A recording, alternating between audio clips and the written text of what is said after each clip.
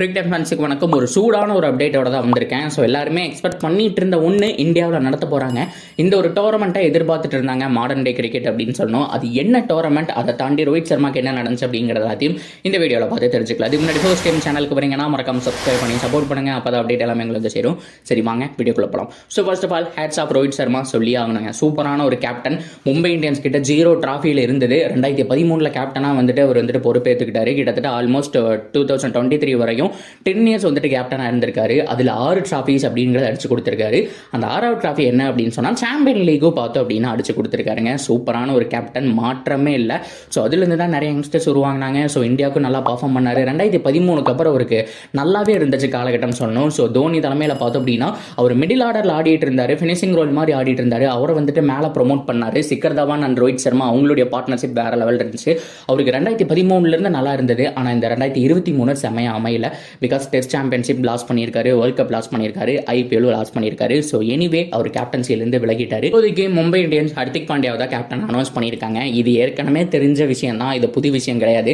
அவர் அடிச்சு பிடிச்சி எடுக்கும் போதே, வாண்டடாக எடுக்கும் போதே தெரியும் மும்பை இந்தியன்ஸ் கேப்டன் சேஞ்ச் பண்ண போறாங்கன்னு சொல்லிட்டு எல்லாருமே பும்ராவை எதிர்பார்த்துட்டு இருந்தாங்க. பட் அன்பார்ச்சுனேட்லி ஹர்திக் பாண்டியா எடுத்ததுனால அவர் தான் கேப்டன். சரி ஓகே, இதெல்லாம் ஒரு பக்கம் இருக்கட்டும். ஸோ ஆக்சுவலாக வந்துட்டு T10 லீக் அப்படிங்கிறத வந்துட்டு நடத்த போறாங்க. ஸோ இந்தியா, ஸோ BCCI, ஜெய்சா எல்லாருமே பேசி முடிவெடுத்தாச்சு. ஸோ அடுத்த அக்டோபர் செப்டம்பர் இந்த டைமில் நீங்கள் பார்த்தீங்க அப்படின்னா T10 லீக் அப்படிங்கிறது நடக்கும். ஸோ இதுக்கு முன்னாடி சாம்பியன் லீக் நடந்துட்டு இருந்துச்சு. எத்தனை பேருக்கு ஞாபகம் இருக்குன்னு தெரியல. ஸோ அது நடந்து முடிஞ்சு ஆல்மோஸ்ட் வந்துட்டு 10 இயர்ஸ் ஆக போகுதுன்னு நினைக்கிறேன். ஸோ இதில் பார்த்தோம் அப்படின்னா எல்லா டீமுமே வந்துட்டு டைட்டில் அடிச்சிருக்காங்க. ஸோ அதாவது IPL வந்துட்டு நடந்து முடியும் போது டாப் 4 டீம் இருப்பாங்க இல்லையா, அவங்க அப்படியே பார்த்தோம் அப்படின்னா சாம்பியன் லீக்கு வந்துட்டு குவாலிஃபை ஆவாங்க. அதே மாதிரி BBL இந்த சிட்னி சிக்ஸர்ஸ் இவங்களும் பார்த்தோம் அப்படின்னா அதுக்குள்ளே வந்துட்டு இன்க்ளூட் ஆவாங்க. ஸோ அங்கிருந்து பர்ஃபார்ம் பண்ணுறவங்களும் இங்கே வருவாங்க. ஸோ ஓவராலாக பார்த்தோம் அப்படின்னா ஸோ அதில் ஜெயிக்கிறவங்க அந்த சாம்பியன்ஸ் அப்படிங்கிற மாதிரி. அதில் Mumbai Indians 2 title, Chennai super Kings 2 title அடிச்சிருக்காங்க அப்படிங்கிறத வந்துட்டு குறிப்பிடப்பட வேண்டிய விஷயம். ஸோ இப்போ என்னன்னா அந்த லீக் வந்துட்டு செமையாக போயிட்டு இருந்துச்சு, அதை வந்துட்டு நம்மளால நடத்த முடியல. ஸோ அந்த ஒரு காலகட்டத்தில் ஆப்சன்ஸ் நடக்குது. ஸோ அதெல்லாம் முடிஞ்சதுக்கப்புறம் இந்த செப்டம்பர் அக்டோபரில் ஏதாவது ஒரு லீக் சும்மா ஒரு மாதத்தில் முடிகிற மாதிரி நடத்த முடிக்கலாமா அப்படிங்கிற மாதிரி BCCI யோசிச்சிருக்காங்க. பிகாஸ் அவங்க கிட்ட அமௌண்ட் வேற லெவலில் இருக்கு.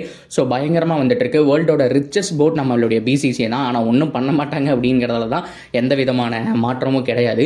ஸோ அப்படி பண்ணும்போது T10 லீக் வந்துட்டு அனௌன்ஸ் பண்ணுறாங்க. இந்த அனௌன்ஸ் பண்ணுறதுனால இருக்கக்கூடிய பிரச்சனை என்ன அப்படின்னா உங்களுடைய ஃபேவரட் கேப்டன், ஃபேவரட் பிளேயர் எல்லாமே பார்த்தோம் அப்படின்னா வெவ்வேறு டீமில் நீங்கள் பார்க்கறதுக்கான சான்ஸ் இருக்குது. ப்ராப்பராக T10 லீக்குன்னு சொல்லி தனி அக்ஷன் எடுத்து நடத்தினாங்கன்னு வச்சுக்கோங்களேன், ஒவ்வொரு பிளேயரும் பார்த்தோம் அப்படின்னா வேற ஒரு இதுக்கு போயிடுவாங்க அப்படிங்கிறதா குறிப்பிடத்தகுந்த விஷயம். ஸோ அது நடக்கக்கூடாதுங்கிற மாதிரி தான் வேண்டிட்டு இருக்காங்க.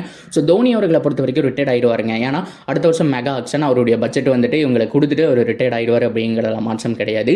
பட் இருந்தாலும் அந்த மேக்கு அப்புறம் வந்துட்டு இந்த லீக் நடக்கும்போது தனி அக்ஷன் நடத்துறாங்க அப்படிங்கிற பட்சத்தில் விராட் கோலியும் அந்த அக்ஷனுக்கு வரக்கான சான்ஸ் இருக்கு. ஸோ மற்ற டீம் எந்த டீமுக்கு வேணாலும் போகலாம், பஞ்சாபுக்கு போகலாம், ஸோ CSK போகலாம், ஸோ அப்படி இல்லைன்னா கொல்கத்தா போகலாம். ஸோ அந்த மாதிரி யார் வேணாலும் வாங்கலாம், இல்லை RCB வேணாலும் ரிட்டர்ன் வாங்கலாம். ஸோ எல்லாருமே வந்துட்டு பிட் பண்ண ஆரம்பிச்சிருவாங்க.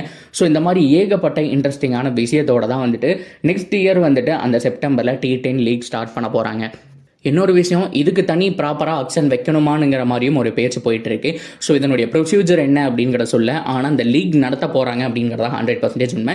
தனி அக்ஷன் வச்சாங்க அப்படின்னா ஸோ எல்லாருமே வருத்தப்படுற மாதிரி இருக்கும், ஏன்டா பார்க்குறோம் அப்படிங்கிற மாதிரி ஆயிரும். பிகாஸ் ஏன்னா நீங்கள் IPL வரைக்கும் RCBயில் விராட் கோலியை பார்க்குறீங்கன்னு வச்சுக்கோங்களேன், அவர் வேறு டீமுக்கு போகிறக்கான சான்ஸ் கூட இருக்குது. இதே மாதிரி தான் ஒவ்வொரு டீம்லையும் இல்லைப்பா அதே டீம் வச்சுக்கோங்க, அதே டீமை வச்சுக்கோங்க. அது மட்டும் இல்லாமல் IPL குவாலிஃபை ஆகிற டீமும், அது மட்டும் இல்லாமல் வேற ஒரு வெளியில் நடக்கிற டோர்னமெண்ட்டில் குவாலிஃபை ஆகிற டீம்ஸ் வந்து உள்ள மோதுற மாதிரி இருந்துச்சு அப்படின்னா சூப்பரா இருக்கும். அந்த சாம்பியன்ஸ் லீக் மாதிரியே நடத்தும் போது வந்துட்டு பெர்ஃபெக்ட்டா இருக்கும். CL T20 அந்த மாதிரியே நடத்தினாலும் நல்லா இருக்கும். ஸோ பொறுத்திருந்து பார்ப்போம் என்ன மாதிரி டிசிஷனோட வர போறாங்க அப்படின்னு சொல்லிட்டு.